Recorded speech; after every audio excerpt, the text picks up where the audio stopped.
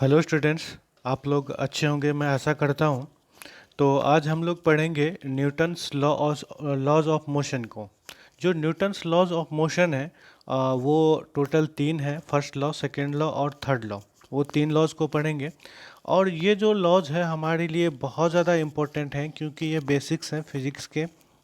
और आप लोगों को जानना भी जरूरी है क्योंकि जब आप आगे की क्लास में जाओगे तो ये लॉज आपको बहुत परेशान करेंगे। आपको इसकी अंडरस्टैंडिंग होनी चाहिए क्योंकि आगे की क्लास में ये नहीं बताएगा कि फर्स्ट लॉ क्या था, सेकंड लॉ क्या था, और सीधा उस पे बेस आप लोगों को क्वेश्चन रहेगा और आगे की चीज़ें। तो इनको समझना बहुत ज़रूरी है, इनको समझो। तो होता क्या है कि इन लॉज की ज़रूरत क्यों पड़ी, ये सब भी बात करेंगे। जब आज हम लोग पढ़ेंगे बेसिकली फर्स्ट लॉज के बारे में। जो पूरा लेक्चर होने वाला है आपका, ये न्यूटन्स फर्स्ट लॉ पे ही पूरा बेस्ड है। ठीक है, तो उसी को हम लोग समझने की कोशिश करेंगे। तो न्यूटन्स फर्स्ट लॉज को हमें समझने के लिए सबसे पहले जो हम लोगों ने प्रीवियस क्लास में पढ़ा था, जो कि एरिस्टोटले और गैलीलियो ने कुछ स्टेटमेंट दिया था, उन्हीं स्टेटमेंट को पकड़ करके हम लोग फर्स्ट लॉ को समझेंगे। ठीक है, तो देखो, एरिस्टोटले का स्टेटमेंट को हम लोग थोड़ा सा नेगलेक्ट कर देते हैं उसका, कि उन्होंने बोला था, एक बार मैं सुना देता हूँ। जो एरिस्टोटले था उन्होंने बोला था कि जो कोई भी बॉडी है, कोई भी बॉडी है, उसका टेंडेंसी होता है कि वो रेस्ट में रहे। जो भी जैसे कि हमने बॉल फेंक दिया तो बॉल रेस्ट में, उन्होंने प्रूव किया था, जो कि वो गलत था। तो उसके बाद कुछ सालों बाद गैलीलियो आया और एरिस्टोटले का जो स्टेटमेंट था उसको उन्होंने रॉन्ग प्रूव कर दिया। जो स्टेटमेंट था उसका रॉन्ग था, क्योंकि उन्होंने बोला था गैलीलियो कि बॉडी में जो अगर कोई मूव कर रहा है तो वो जो रेस्ट में आता है due to frictional force. Frictional force क्या होता है कि कोई भी ऑब्जेक्ट जो मोशन होता है उसको रेजिस्ट करता है, रोकता है। तो यहाँ पे गैलीलियो का वही स्टेटमेंट है, उसी टाइप के स्टेटमेंट। इसको देखते हैं इन्होंने क्या बोल रहा है। बोल रहा है all moving object maintain their constant velocity when no force act upon them. मतलब बोल रहा है कि अगर कोई बॉडी है, अगर कोई बॉडी है वो अगर अगर कोई बॉडी है वो अगर मूव कर रहा है तो वो हमेशा कांस्टेंट वेलोसिटी के साथ मूव करेगा। और वो तब तक करेगा जब तक उस पर कोई एक्सटर्नल फोर्स नहीं एक्ट करेगा। इसका मतलब ये देखो, इसी स्टेटमेंट को थोड़ा सा और क्लियर कर रहा हूँ। तो देखो क्या है, any moving object kept on moving until and unless any external force is applied on it। मतलब बोल रहा है कि अगर कोई बॉडी है, अगर वो मूव कर रहा है, वो तब तक मूव करता रहेगा जब तक उस पर कोई हम एक्सटर्नल फोर्स अप्लाइड नहीं करते थे, उसको रोकने की कोशिश नहीं करते, कोई फोर्स नहीं अप्लाते, वो बॉडी तब तक मूव करता रहेगा। ठीक है, तो वो बॉल को बताया था उसमें एक्सटर्नल फोर्स लग रहा है, जो फोर्स था वो फ्रिक्शनल फोर्स था। ठीक है, तो इन्होंने क्या करा कि ये जो स्टेटमेंट दिया था, इन्होंने इस स्टेटमेंट को प्रूव करने के लिए कुछ उन्होंने एक्सपेरिमेंट करा। जो गैलीलियो था, इस स्टेटमेंट को प्रूव करने के लिए कुछ एक्सपेरिमेंट करा, उसको देखते हैं। देखो, इन्होंने क्या करा कि सबसे पहले क्या करा, एक सरफेस बनाया जो कि सरफेस है फ्रिक्शनलेस सरफेस। का मतलब ये हुआ कि उस सरफेस पे कोई भी फ्रिक्शन अप्लाइड नहीं होगा, वो बिल्कुल फ्रिक्शनलेस है। ठीक है, तो इन्होंने एक सरफेस लिया जो कि फ्रिक्शनलेस है, उस पर फ्रिक्शन काम नहीं करेगा। ठीक है, तो उसके बाद इन्होंने क्या करा कि वहाँ से एक मार्बल होता है, जो कि आप लोग शायद बचपन में खेले होंगे या आप भी खेलते होंगे कितने बच्चे। मार्बल मतलब जो इधर के लैंग्वेज में शायद कांचा बोलते हैं। ठीक है, सपोज लो बॉल टाइप का बहुत ज़्यादा, और वो कांच टाइप का होता है कुछ। ठीक है, तो उन्होंने क्या करा, ये जो फ्रिक्शनलेस सरफेस है, ठीक है, अब क्या करा इसमें, ये जो बॉल है, बॉल कोई कुछ हाइट, सर्टेन हाइट से उसको छोड़ा। तो बॉल को छोड़ने के बाद क्या हुआ, कुछ वेलोसिटी उन्होंने मेंटेन करा, और ये जो सरफेस है यहाँ पे जाके वो यहाँ से रुक जाता, फिर से इधर रिटर्न होता। इन्होंने देखा कि जो H1 हाइट है, यहाँ से ये सरफेस यहाँ तक का जो हाइट है H1, उतना ही हाइट को वो उन्होंने मेंटेन करा।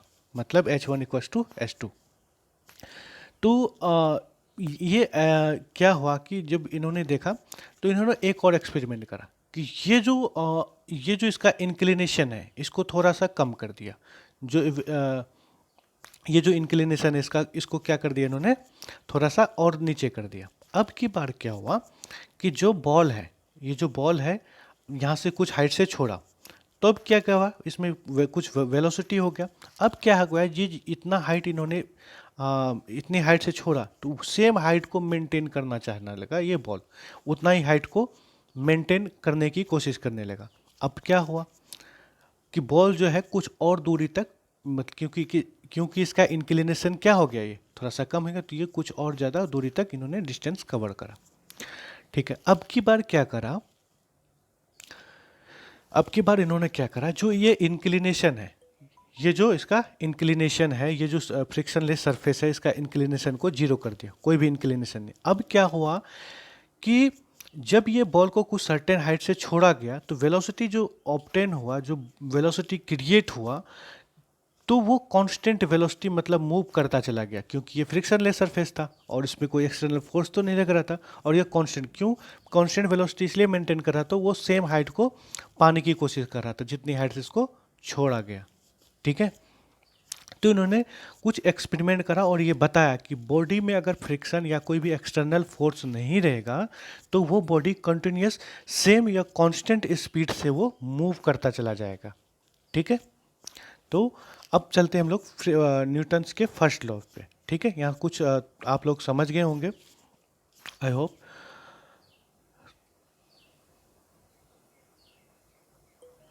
तो जो ये न्यूटन्स का फर्स्ट लॉ है इसको समझते हैं। ये क्या बोल रहा है, the object will remain at rest और in the state of constant motion when it is act upon by any external applied force। इसका मतलब क्या हुआ, ये बोल रहा है कोई ऑब्जेक्ट है, अगर कोई ऑब्जेक्ट है वो अगर रेस्ट में है तो वो रेस्ट में ही रहेगा हमेशा के लिए। अगर कोई ऑब्जेक्ट है वो मूव मूव कर रहा है, मोशन कर रहा है, तो वो हमेशा मोशन में ही रहेगा हमेशा के लिए। ठीक है, उसका स्टेट तब तक चेंज नहीं होगा जब तक उस पर कोई एक्सटर्नल फोर्स अप्लाइड ना हो। ठीक है, तो ये डायलॉग बोलता है न्यूटन साहब, जो फर्स्ट लॉ है वो बोलता है जब कोई ऑब्जेक्ट अगर रेस्ट में है तो वो हमेशा रेस्ट में रहेगा, अगर वो कांस्टेंट मोशन में है तो उस पर हमेशा वो मोशन मूव करता ही रहेगा जब तक उस पर कोई एक्सटर्नल फोर्स हम अप्लाइड नहीं करेंगे। मतलब क्या हुआ कि जो बॉडी है, बॉडी का अगर हमें इसका स्टेट चेंज करना है तो उस पर हमेशा हमें फोर्स अप लगाना पड़ेगा। इसका एग्जांपल देखते हैं, सपोज करो कोई बुक रखा हुआ टेबल पे, क्या वो बुक अपने आप वो हिलना स्टार्ट कर देगा, फिर एक जगह से दूसरे जगह चला जाएगा? ऐसा बिल्कुल नहीं होगा। क्यों नहीं होगा? क्योंकि इसका टेंडेंसी है, अगर ये रेस्ट में है तो वो रेस्ट में ही रहेगा। ठीक है, उसी तरह एक बॉल है वो मूव कर रहा है, तो न्यूटन बोलता है कि ये हमेशा के लिए मूव करता रह जाएगा जब तक इसमें कोई एक्सटर्नल फोर्स ना। जनरली क्या होता है, बॉल अगर हम ज़मीन पे छोड़ते हैं तो वो रुक जाती है। क्यों रुकती है? क्योंकि उस पर एक्सटर्नल फोर्स लग रहा है, फ्रिक्शनल फोर्स लग रहा है, फ्रिक्शनल फोर्स की वजह से वो जाके रुक जाती है। तो ठीक है, तो हम लोग यहाँ से आगे देखते हैं। तो देखो एक उसी में आता है, इसको समझो ध्यान से। देखो क्या है, tendency of the body to be state of rest और to be in state of motion is called inertia. मतलब ये हुआ कि अगर जो बॉडी का टेंडेंसी होता है रेस्ट का और या फिर मोशन का, उसको हम लोग इनर्शिया बोलते हैं। इनर्शिया और अच्छे से हम लोग समझेंगे आगे। तो अगर हम देखो फर्स्ट लॉ में वही बात बोल रहा है कि अगर कोई बॉडी अगर मतलब रेस्ट में है तो रेस्ट में ही रहेगा और मोशन में है तो मोशन में रहेगा। जो टेंडेंसी है बॉडी का रेस्ट और मोशन का, उसी को हम लोग इनर्शिया बोलते हैं। ठीक है, अगर हम फर्स्ट लॉ को इनर्शिया के साथ हम लोग ऐड कर दें, न्यूटन फर्स्ट लॉ को अगर इनर्शिया के साथ ऐड कर दें तो न्यूटन फर्स्ट लॉ को हम लोग लॉज ऑफ इनर्शिया भी बोलते हैं। ठीक है, अगर फर्स्ट लॉ को फिर से सुन लो, अगर न्यूटन्स के फर्स्ट लॉ को अगर फर्स्ट लॉ ऑफ मोशन को अगर हम लोग इनर्शिया से ऐड कर दें तो Newton's first law of motion को लॉ ऑफ इनर्शिया भी बोलते हैं। कई बार एग्जाम में ये ऑब्जेक्टिव में आता है, तो इसको एक बार नोट कर लेना अच्छे से। ठीक है, तो हम लोग थोड़ा और इनर्शिया के बारे में देखते हैं, इनर्शिया क्या होता है। ठीक है, देखो इनर्शिया समझ में आएगा कि बॉडी का जो टेंडेंसी रेस्ट और मोशन का होता है, या तो रेस्ट में रहेगा या फिर मोशन में रहेगा, उसी को हम लोग क्या बोलते हैं, इनर्शिया बोलते हैं। ठीक है, जो इनर्शिया होता है बेसिकली ये तीन प्रकार के होते हैं। ठीक है, inertia of rest, inertia of direction, inertia of motion, ये तीन प्रकार के होते हैं। अब ये इनर्शिया ऑफ रेस्ट और डायरेक्शन मोशन ये क्या होता है, देखो अब समझाता हूँ मैं, ध्यान से एग्जाम्पल लेते हैं। देखो एग्जाम्पल के तौर पे हम क्या करते हैं, चलते हैं बस में हम लोग, कहाँ, बस में। ठीक है, ये कोई बस है, ठीक है, आप यहाँ पे बैठे हो, अब बस अभी चली नहीं है, बस रेस्ट में है। अब क्या होता है, जैसे बस को अचानक से मूवमेंट लाती है, तो आप क्या होता है कि बस आगे की तरफ जाता है, आपको पीछे की तरफ धक्का लग जाता है। ऐसा क्यों हुआ, ऐसा इसलिए हुआ कि ये इनर्शिया ऑफ रेस्ट की वजह से, क्योंकि जब आप बस रुकी हुई थी तो आपकी बॉडी क्या था, बॉडी का जो टेंडेंसी था वो क्या था, रेस्ट में था। अब उसमें अचानक से मोशन हो गया, मूवमेंट हो गया, तो आप जो बॉडी आगे की तरफ गया तो वो फिर से वही पोजीशन, मतलब रेस्ट में जाना चाहे बॉडी, और क्या हुआ, आपको पीछे की तरफ धक्का सा लग गया। ठीक है, इनर्शिया ऑफ रेस्ट था ये। अब इनर्शिया ऑफ डायरेक्शन क्या हुआ, इनर्शिया ऑफ डायरेक्शन क्या हुआ, इसको समझते हैं। देखो फिर से वही बात करते हैं। देखो इस तरह से कोई रोड है, ठीक है, और यहाँ भी कोई चौराहा टाइप का समझ लो, इस तरह से। अब क्या है, एक बस जो है इधर से जा रही है, ठीक है, काफ़ी ज़्यादा अच्छा खासा स्पीड से ये बस इधर के इस डायरेक्शन में मूव कर रही है। अब क्या हुआ, यहाँ पे एक साफ सा टर्न था, इधर जाना था इसको। अब बस क्या करा, बस ड्राइवर ने इधर इस डायरेक्शन में इसको मूव करना स्टार्ट किया। तो क्या होगा यहाँ पे कि बस जो है इस डायरेक्शन में जाएगा और आपको धक्का इस डायरेक्शन में लगेगा, इस साइड। जनरली आप लोग महसूस किए होंगे, जो फोर व्हीलर है या फिर कुछ भी है, ट्रेन में है, ट्रेन में तो नहीं होता ज़्यादा, बस में जनरली अच्छे से हमें ये इनर्शिया ऑफ डायरेक्शन दिखता है। तो क्या होता है ये बस की, ऐसा क्यों हुआ यहाँ पे, हमें ऐसा क्यों लगा, क्योंकि जो बस थी वो कांस्टेंट डायरेक्शन में मूव कर रही थी। ठीक है, अब इन्होंने क्या करा, अचानक से इसका डायरेक्शन को चेंज कर दिया, तो हमें इस तरफ से एक फोर्स महसूस हुआ, क्योंकि जो हमारा बॉडी था वो कांस्टेंट डायरेक्शन में मूव कर रहा था। जैसे ही इन्होंने चेंज लिया तो हमारा बॉडी फिर से उसी डायरेक्शन में आना चाहा, इसीलिए हमें ये थोड़ा सा ये फोर्स सा महसूस होता है। ठीक है, अब ये इनर्शिया ऑफ मोशन क्या होता है इसको समझते हैं। देखो इनर्शिया ऑफ मोशन फिर से समझते हैं बस वाली एग्जांपल से। ये कोई बस है यहाँ पे, ठीक है, अब ये बस जो है काफ़ी ज़्यादा वेलोसिटी से मूव कर रहा है, जो भी कर रहा है कर रही है, ये बस मूव कर रही है। तो फिर क्या हुआ कि अचानक से इस बस ड्राइवर को ब्रेक लेना पड़ गया, अचानक से बस ड्राइवर को ब्रेक लेना पड़ गया।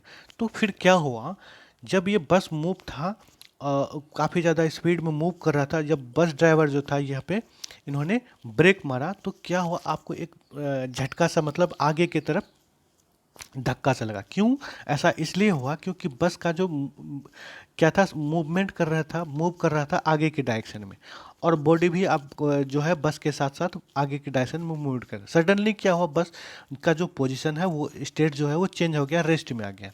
अब रेस्ट में आया तो बॉडी किस में था, मूवमेंट में, इसलिए वो आगे की तरफ वो झटका से लगा। ठीक है, अब तीनों को, ये inertia of rest, inertia of direction और इनर्शिया ऑफ मोशन, तीनों को एक एक करके अलग से समझते हैं इसको। ठीक है, देखो इनर्शिया ऑफ रेस्ट क्या होता है, वही डायलॉग है फर्स्ट लॉ वाला, देखो ध्यान से। इनर्शिया ऑफ रेस्ट क्या होता है, the tendency of a body to remain in its position of rest unless act by external force is called inertia of rest. समझ गए होंगे कि जो बॉडी का टेंडेंसी होता है अगर रेस्ट में है तो वह रेस्ट में ही रहता है, जब तक हम उस पर कोई एक्सटर्नल फोर्स नहीं लगेंगे तो वो अपना रेस्ट को नहीं तोड़ छोड़ेगा। ठीक है, तो इसका एग्जाम्पल क्या हो सकता है, इसका एग्जाम्पल क्या हो सकता है? देखो, जनरली अभी क्या हो रहा है, बरसात का टाइम है, कई बार क्या करते हैं, जैसे कभी कभी धूप उगती है या फिर ठंड में हम लोग क्या करते हैं, रस्सी पे जो कि रस्सी पे हम लोग कपड़े टांग देते हैं, जो भी होता है, सुखाने, धूप में सुखाते हैं।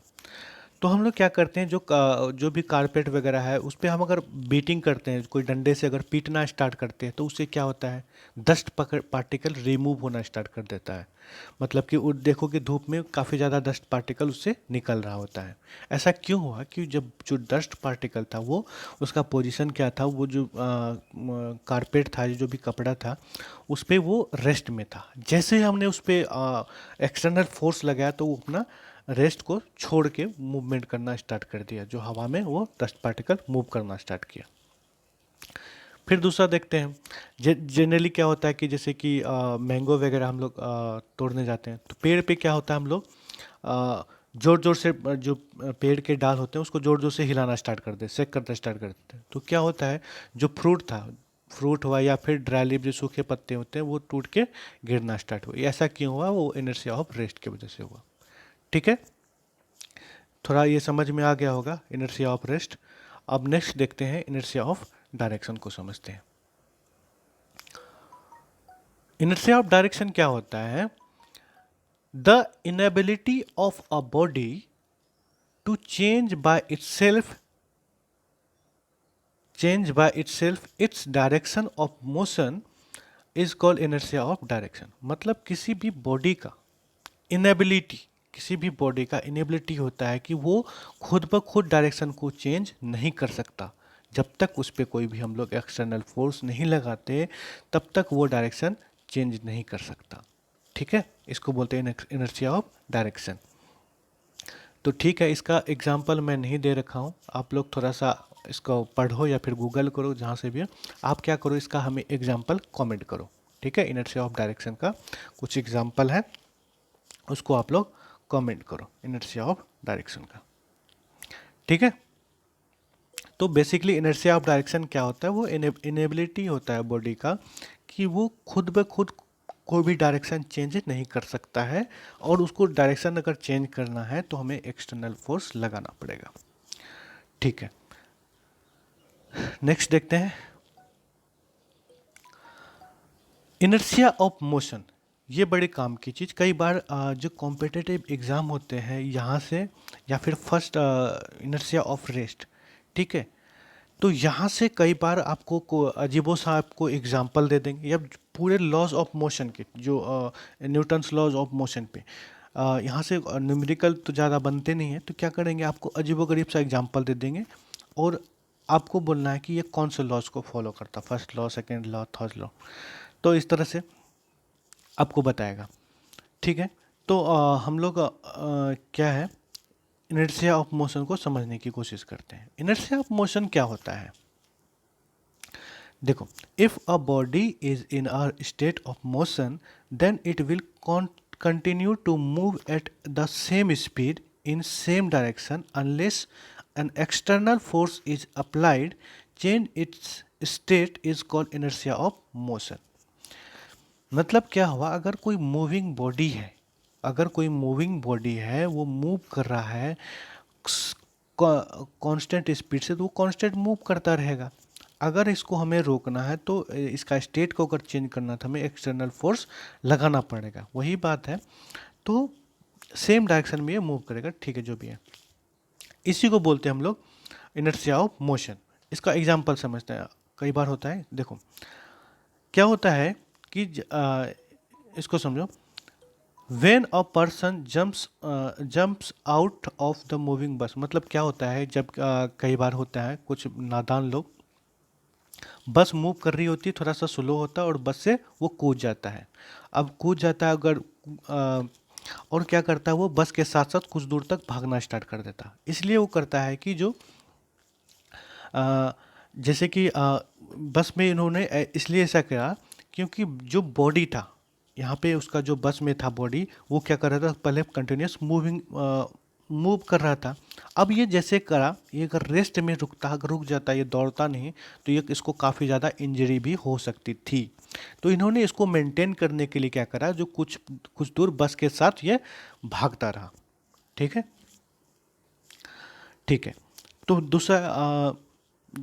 दूसरा देखते हैं। क्या होता है कि कई बार जो ड्राइवर होता है, जो मोटरसाइकिल या फिर कार ड्राइवर, क्या होता है, सडनली ब्रेक लगा देता है। तो क्या होता है, पीछे की तरफ जो बाइक है, मोटरसाइकिल या फिर जो भी है, वो सडनली क्या होता है, पीछे की तरफ मूव करता है, या फिर जैसे कि आगे वाला ब्रेक लगाया तो कई बार हो जाता है बाइक ऊपर उठ जाता है, होता है ना।